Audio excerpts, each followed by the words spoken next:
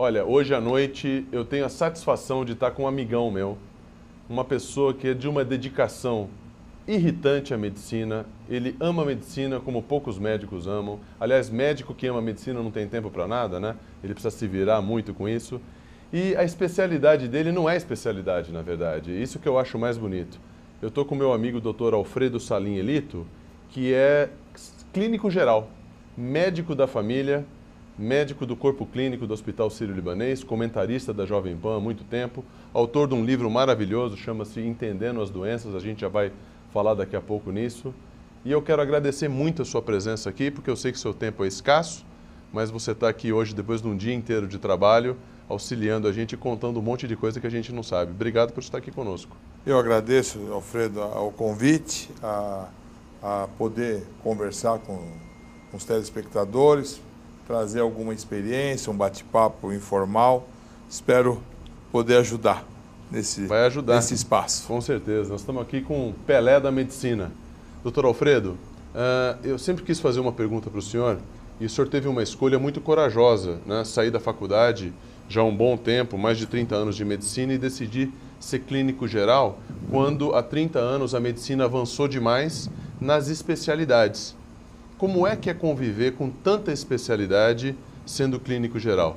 Não é uma coisa tão simples. O senhor precisa ter um grau de convencimento muito grande, sua competência muito eficiente, porque procurar o clínico geral hoje parece uma coisa que não há necessidade, mas no fundo, é uma necessidade extrema. A opinião de uma pessoa como o senhor, que conhece tudo o que acontece no corpo, conhece o seu paciente com profundidade, não tem sido seguido muito para quem sai da faculdade e já sempre pega uma especialidade. Como é que é conviver com tantas especialidades e com tanta tecnologia hoje na medicina? Alfredo, na verdade, isso acabou sendo um erro, de uma tendência errônea da medicina a partir da segunda metade do século XX.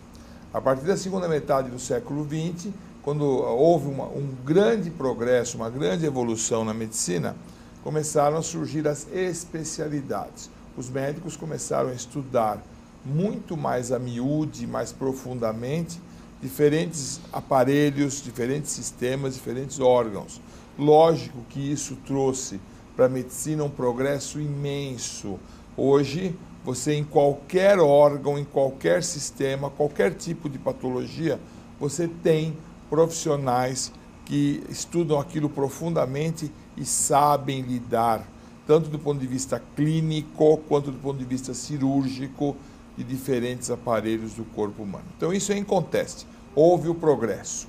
Ao mesmo tempo, isso criou uma nova fase da medicina, que é a setorização do corpo humano.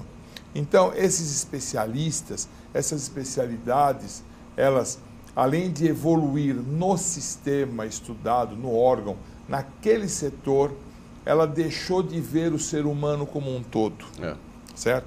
E deixou de lado um pouco uma das coisas mais importantes da medicina, chamada relação médico-paciente.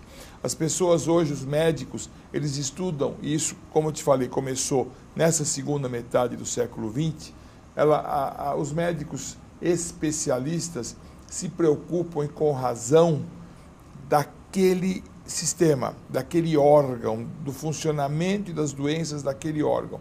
E falta, quando se imaginou que isso fosse desaparecer, e na verdade não desapareceu, e é cada vez mais importante, na minha opinião, falta ainda aquele profissional que tem uma visão global do ser humano, tanto do ponto de vista de fisiologia, de funcionamento dos órgãos e das doenças, como a sua participação num coletivo, que é dentro de uma família, que é dentro de uma comunidade, de um lar, num trabalho e daí por diante. Então, quando se percebeu, e não sei, no meu caso, eu acho que não foi nem por uma questão de marketing, de visão de futuro. Eu fiz clínica médica, sou um clínico geral, e isso acaba me levando a ter um comportamento de um médico de família, um médico que ele cuida da saúde de famílias, de comunidades. Isso fez com que o clínico geral, quando parecia que ia ser extinto, ele começou a fazer muita falta, porque mesmo com todo o progresso da medicina, ainda assim o atendimento à população ele ficou precário, porque você não pode imaginar uma pessoa, por exemplo, com uma pedra na vesícula, tendo que tirar a vesícula, ou com um problema intestinal, um problema pulmonar, cardiológico ou nefrológico, como uma gaveta dentro de um armário que você tira aquela gaveta para arrumar. A doença, ela está dentro de um ser humano como um todo. Então, a relação médico-paciente, que isso não sou eu que estou falando, a medicina, a ciência, as universidades, os trabalhos todos mostram, é a célula-mãe da medicina, ela se perdeu, ela ficou um pouco deixada de lado, e mesmo com o avanço da tecnologia, a medicina se perdeu nesse engavetamento, que eu diria, das especialidades. Então, o clínico geral ele é importante, o clínico geral ele é necessário, ele é o linha de frente do atendimento da sua população, e ele tem que ter o discernimento de ter a seu lado os especialistas de cada setor que ele convoca para aquelas pessoas, para aquelas famílias, para aquelas comunidades, que tem nele o seu médico de confiança, o seu médico 24 horas por dia, 365 dias do ano, para quando o clínico necessita no acompanhamento da especialidade, ele o convoca e ao lado do especialista dá o atendimento ao seu paciente. Então, realmente, houve um momento onde se imaginou, e todo mundo queria ir no especialista. Então a pessoa tinha uma dor de cabeça, então eu tenho dor de cabeça, deve ser um problema neurológico, e vai no neurologista, Exatamente. O neurologista fala, não, isso não é neurológico. Então deve ser um problema oftalmológico, porque eu estou com problema de visão e não consigo enxergar bem, me dói a cabeça. Vai no oftalmologista e ele fala, não, a sua visão está perfeita. Então deve ser um problema, vai de otorrinolaringologia, está com um problema de labirintite, dor de ouvido, então o ouvido pode estar zumbindo, vai no otorrino. Ele vai no otorrino, não tem sinusite, não tem nada disso. Até que um dia ele resolve procurar o seu clínico vai fazer uma avaliação, vai tirar uma história, vai fazer uma análise dessa dor de cabeça, do que está acontecendo e vai chegar à conclusão, num procedimento corriqueiro, que é verificar a sua pressão arterial, quer dizer, você está com dor de cabeça porque a sua pressão está acima do normal, você está com hipertensão arterial. Então vamos fazer os exames necessários, te controlar de maneira adequada e a sua dor de cabeça vai ficar em ordem. Ou, se for uma hipertensão complexa, tem algum motivo grave, então vamos convocar um nefrologista para te acompanhar com a gente, porque a sua hipertensão tem relação com um problema renal. Então, é mais ou menos, eu dei esse exemplo para você entender como o clínico é importante centralizando todas as especialidades que cercam a medicina, para que o atendimento médico seja adequado, completo e com o finesse da confiança do paciente no seu médico. Com certeza. É isso. É verdade. Não que seja errado ir direto no especialista, mas é muito mais correto ir no clínico geral, para que haja um acompanhamento até geral, para saber até outras coisas que possam estar acontecendo.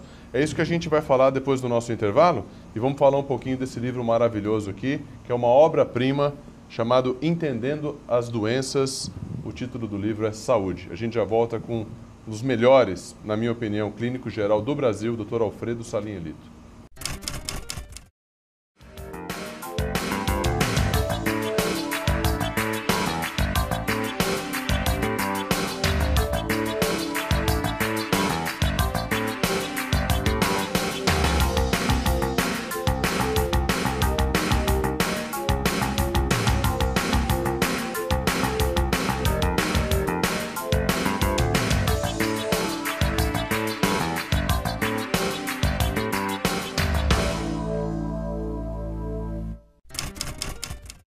O papo está muito bom aqui e a gente teria que ter uns 10 programas para falar sobre essa maravilha aqui, essa enciclopédia chamada Saúde, de autoria do Dr. Alfredo Salim Elito, do Dr. Paulo Kaufmann, Entendendo as Doenças, a Enciclopédia Médica da Família. Na verdade, o livro é uma forma didática da pessoa ter um primeiro contato com aquilo que ela quer procurar e saber, com determinadas nomenclaturas que às vezes são difíceis, se tornam fáceis, porque o Dr. Salim é uma pessoa muito didática, de um linguajar muito fácil com o seu cliente. Dr. Salim, como é que foi a ideia desse livro, Entendendo as Doenças? Porque ele realmente é uma enciclopédia que fala de como prevenir, quais são as causas, doença por doença, explica os nomes mais didáticos, o que é por exemplo, doação e transfusão de sangue. É uma maravilha isso aqui. Como o senhor teve essa ideia? Como é que a pessoa pode adquirir isso aqui? Bom, atualmente esse livro ele já vendeu praticamente 10 mil exemplares. Ele está se esgotando. Os últimos exemplares desse livro, que sempre foi filantrópico, esse livro tem uma historinha interessante, maravilha. Vou contar, mas a essência, ele é filantrópico. Eu e o Dr. Paulo Kaufmann não obtivemos nenhum lucro sobre os direitos autorais. Tudo isso foi revertido para instituições filantrópicas, como o Lar de Amparo ao Idoso A Mão Branca, da coletividade árabe, a UNIBS, que é a União Brasileira, Israelito-Brasileira de Bem-Estar Social, da coletividade judaica, e agora ainda, para completar, para fechar o ciclo de doações, os últimos exemplares estão em poder do Lar Sírio, que é uma entidade árabe de auxílio a crianças carentes, órfãos, e também tem uma grande participação, fica lá no Tatuapé, a sede, a coletividade árabe cuida dessa instituição. Então, eu e o Dr. Paulo Kaufmann, os últimos, acho que 200 exemplares, doamos já para o Lar Sírio, e precisa telefonar, lá tem um telefone, depois precisamos estar anotado. Pode ali. Falar, se tiver não, de eu preciso estar escrito ali, depois o pessoal anota para ligar lá, adquire, eles mandam entregar na casa de vocês. É um livro que foi uma ideia, como eu já falo na Jovem Pan, desde 1999, eu sou consultor médico da Jovem Pan. Então, realmente, o que eu sempre quis fazer foi falar uma linguagem fácil. Sim. Você vai falar para 28 milhões de pessoas numa rádio com a Jovem Pan, você começar a falar uma linguagem técnica, já fui cobrado até, você sabe falar linguagem técnica? Sei, mas isso não interessa para o povo. O povo não quer saber o que é dispneia paroxística noturna, epistaxe, enterorragia, certo? Acaba até atrapalhando a explicação. Não tenha dúvida, não tenha dúvida. Então, pulso fino, pulso filiforme, pulso arrítmico, vasoconstricção, isso tudo é uma linguagem que eu e meus colegas médicos podemos conversar, eu e meus assistentes. O povo quer saber o que é falta de ar, o que é canseira, o que é inchaço, o que é olho pesado, o que é dor nos músculos, dor óssea, o que é fraqueza, né? Esse tipo de sintoma, falado numa linguagem mais fácil, o público entende. Então, sempre falei dessa maneira na Jovem Pan, e um dia, conversando com o Dr. Paulo Kaufmann, um grande cirurgião vascular, que é da coletividade judaica, que trabalha no Hospital Einstein, e eu trabalho no Hospital Sírio-Libanês, juntos reunimos mais de 130 especialistas e fizemos esse livro, uma enciclopédia de consulta, ela não tem tratamento de nada, ela simplesmente mostra os diferentes sistemas, diferentes aparelhos, como eles funcionam, suas principais doenças, numa linguagem que dá para entender. Esse livro foi um grande sucesso, agora vamos esgotá-lo para pensar na segunda edição. Desde 2008 ele entrou no mercado e realmente está se esgotando. Foram 10 mil exemplares. Para livros no Brasil, 10 mil exemplares não é fácil, ainda livro médico, né? Sem grandes patrocínios. Teve um incentivo de uma empresa de telefonia, que apoiou a constituição desse livro, a editora Nobel também participou, e muitos exemplares desse livro foram distribuídos em municípios carentes do Norte e Nordeste, e isso foi entregue em bibliotecas, escolas públicas. Então, ele existe, ele é firme, ele é um belo livro, vale a pena tê-lo na sua cabeceira. O telefone só que depois o Alfredo Scaff vai publicar para vocês. Com certeza. Certo? E está aí. Essa é a verdade. Só para você ter ideia, porque até foi uma grande homenagem à contracapa, a quarta capa desse livro, tem a citação de duas pessoas. Um é o Antônio Augusto Amaral de Carvalho, seu tuta, na época presidente das empresas da Rádio Jovem Pan. E, um pouquinho antes de falecer, a doutora Zilda Armes, que, quando soube do intuito filantrópico desse livro, rapidamente quis prestar uma homenagem, fazendo uma citação na quarta capa. Então, vale a pena tê-lo sim, tá? Porque você adquirindo o livro, você vai ter um bom conhecimento na sua casa, você vai ver uma rara união entre árabes e judeus, que é uma coisa muito interessante. Mas que para nós aqui em São Paulo não é problema exatamente, nenhum. Não tem, muito pelo contrário, Deus, muito pelo contrário. E você vai colaborar com as crianças atualmente que são cuidadas pelo Lar Sírio, que pertence à coletividade árabe. Olha, eu queria emendar um comentário que o senhor fez e dizer o seguinte: ler livro sobre doenças não quer dizer que a pessoa pode ir no Google e se automedicar, né?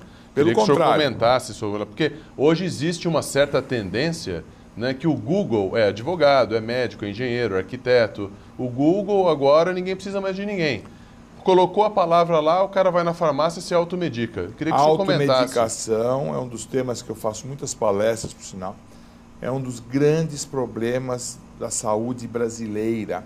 Por quê? Porque hoje, aqui ainda agora já diminuiu muito. Hoje você não consegue mais adquirir antibióticos, uma série de medicamentos. Já foi pior, né? Já muito pior, sem receituário.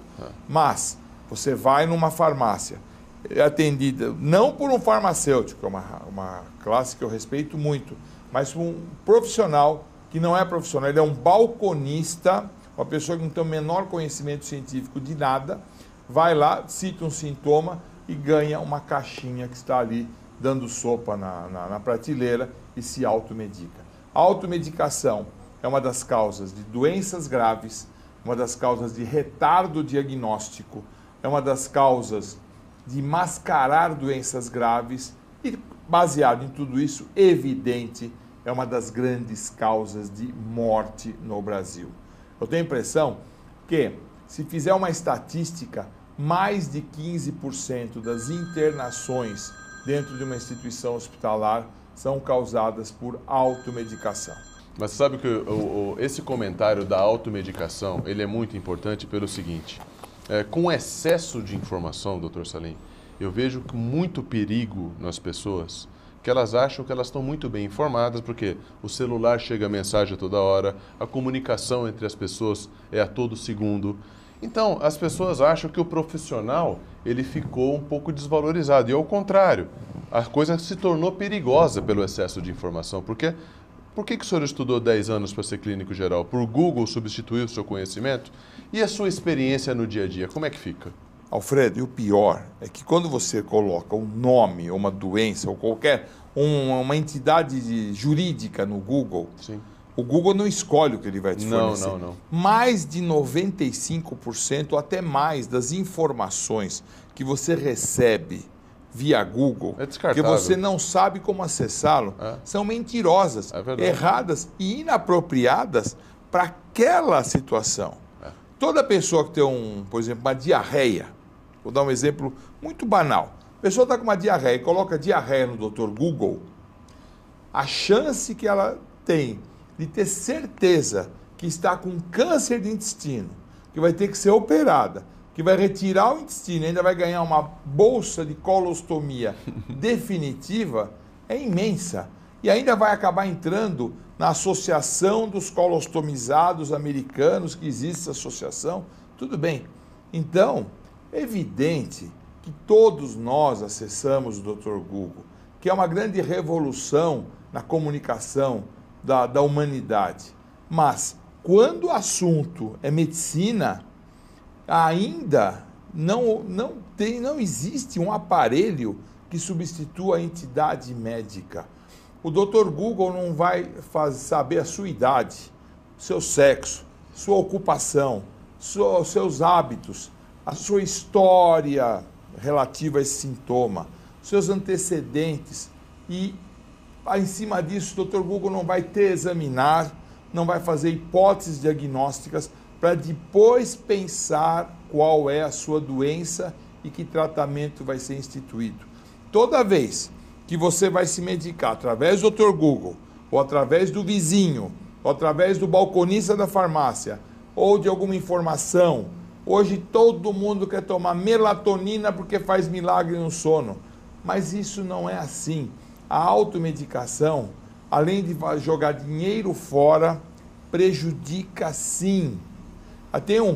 Toda vez que tem propaganda de remédio na televisão, está escrito, se persistirem os sintomas, o médico deverá ser consultado. Isso é um absurdo. Deveria existir embaixo escrito, se der tempo. É verdade. Porque às vezes você tem sintomas que podem denotar uma doença grave, vai tomar um sintomático, às vezes até esse sintomático segura um pouco a evolução da doença, isso pode ser grave, ou até um sintomático, o medicamento que você vai receber, ele pode acabar de destruir o seu corpo que está sendo acometido de uma doença.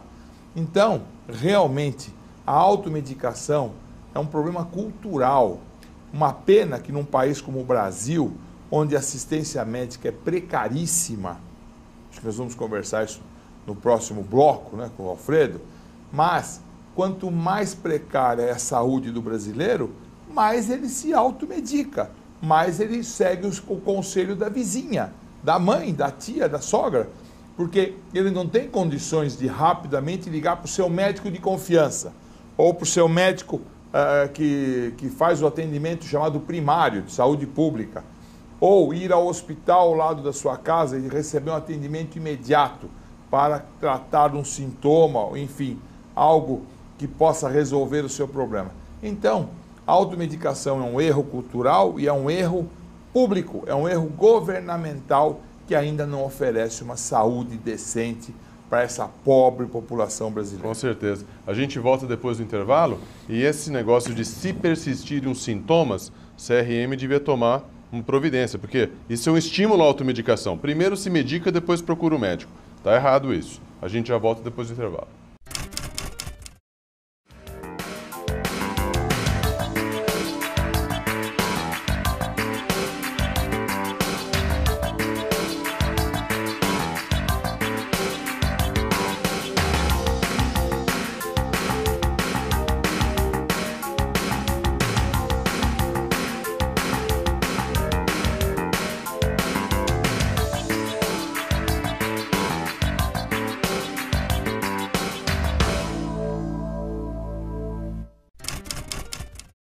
Nós estamos tendo uma aula de como tratar a saúde. Quem quiser adquirir o livro lá no Lar Sírio é 2092-4811. 2092-4811, você adquire esse exemplar aqui maravilhoso que não é para se automedicar. É para ter consciência de procurar o médico na hora certa e eventualmente ter um conhecimento leigo a mais. Mas, doutor Salim, o senhor é muito preocupado, o senhor tem falado muito na Jovem Pan com relação à saúde de massa, né, saúde coletiva, porque São Paulo hoje está com o Brasil nas costas. E a minha pergunta é o seguinte, não é possível que num país continental como o nosso, de 27 estados, o país inteiro tenha que se socorrer dos excelentes hospitais de ponta de São Paulo. Primeiro, porque não é todo mundo que tem condição de pegar o médico TAM, o médico Gol, o médico Azul e vir para cá e se tratar no hospital de ponta. Não é todo mundo que tem um plano que cobre esse tratamento. Eu te pergunto, por que há tantos anos, tantas décadas, não se tem um hospital de ponta em Brasília, no Centro-Oeste, em Porto Alegre? Quer dizer, obviamente tem instituições boas, mas por que o Brasil inteiro ainda tem essa dependência emocional que a gente chama de dizer, olha, só vai dar certo se você for para São Paulo? E o senhor sabe que essa cultura é diária, o senhor atende pessoas de fora do estado todo dia. Eu acho que a resposta disso está no noticiário policial. As capas de jornal hoje, os noticiários, a corrupção, o desvio de verbas, o poder pelo poder, a manutenção do poder, isso que está acontecendo. Quer dizer, um funcionário da Petrobras, um simples funcionário, se dispõe a devolver o que ele roubou e devolve 92 milhões de reais, e não acredito que ele tenha devolvido tudo, ele deve ter guardado um pouquinho para sua aposentadoria. Então, isso demonstra tudo. Não tem muito o que se falar a respeito.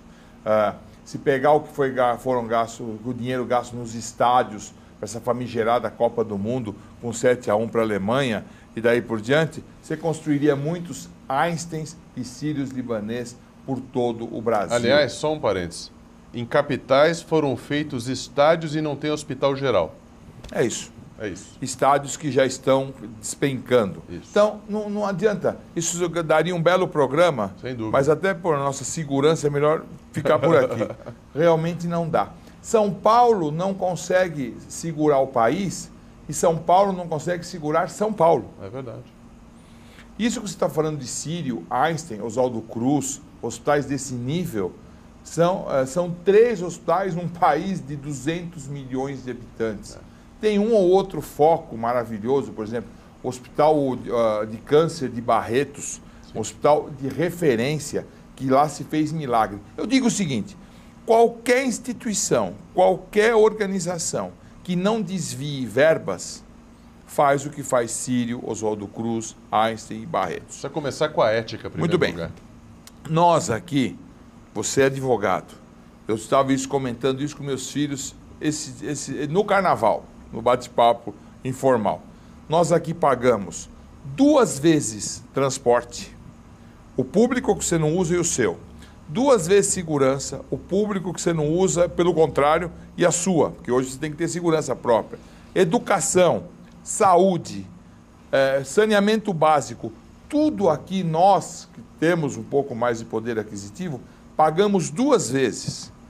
O Brasil hoje consome uma taxa de impostos brutal de todos nós. E não devolve nada. Pelo contrário, e ainda você tem que pagar sobretaxas, você tem que pagar outras coisas mais para poder tapar buracos do governo. É verdade, é verdade. Então, a saúde pública é precaríssima. Esses médicos cubanos, coitadinhos, devem estar fazendo coisas bonitinhas por aí, mas não estão resolvendo absolutamente nada. A saúde, os hospitais públicos estão precaríssimos. O Hospital das Clínicas está super saturado, porque ele é uma referência no Brasil. Deveríamos ter o Hospital das Clínicas em todos os estados, em todas as grandes cidades, em todos os grandes centros. Então, não adianta. Enquanto não houver uma moralização da política brasileira, uma reforma ética no país, ainda continuaremos a pagar tudo 2, 3, 4 vezes sem ter direito a nada. O brasileiro não tem saúde, o brasileiro não tem atendimento de saúde. E ele vive num país que, na minha opinião, tem a melhor saúde do mundo. A medicina brasileira, ela é referência no mundo todo. Existe hoje uma novidade aqui no Brasil, turismo de saúde. Até gente dos Estados Unidos vem fazer check-ups, tratamentos e diagnósticos aqui no Brasil. Nós temos a melhor medicina do mundo. É uma pena que quase ninguém tem direito a esta saúde no Brasil. É verdade, é verdade. É isso. Não tenho mais nada a dizer. É uma pena que eu não possa, e mais todas as pessoas que trabalham comigo e vice-versa, oferecer saúde para todo o Brasil. É isso. Verdade. Olha, obrigado por essa aula sermão extremamente pertinente. Agradeço a tua presença. Espero que você volte sempre para outros temas. Obrigado. Eu que agradeço, Alfredo, e obrigado a todos os telespectadores. Até a próxima segunda e cuide da sua saúde. Procure um clínico geral, que é a melhor coisa que você faz. Forte abraço. Do